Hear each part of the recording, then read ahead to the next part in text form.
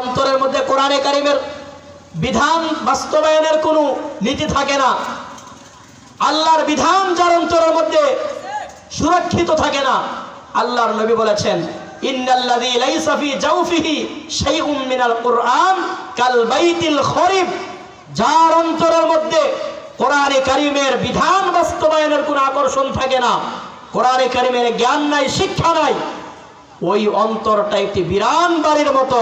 বিরান বাড়ির মধ্যে যেরকম সাপ বিচ্ছু ভয়ঙ্কর জিনিস থাকে, যাদের অন্তরের মধ্যে কোরআন নাই, কোরআনের শিক্ষা নাই, কোরআনের বাস্তবায়ন নাই, আদর্শ নাই, ওই অন্তরটার অন্তর থাকে না। যত রকমের বিশ্রী জিনিসের ওইটা একটা আখড়া হয়ে যায়। এই জন্য আমাদের ছেলে সন্তানকে মাদ্রাসায় পড়াবো ইনশাআল্লাহ। আমাদের ছেলে সন্তানকে তাদের ভবিষ্যৎ গড়ার দায়িত্ব আমাদের।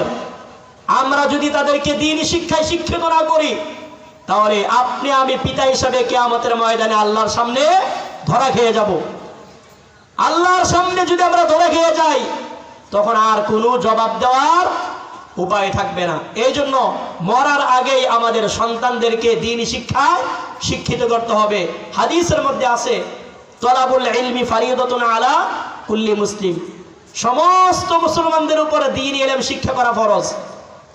আমরা অনেক মুসলমান আছে নামাজের মধ্যে ফরজ কয়টা এটাও জানে না, ওয়াজিব কয়টা এটাও জানে না।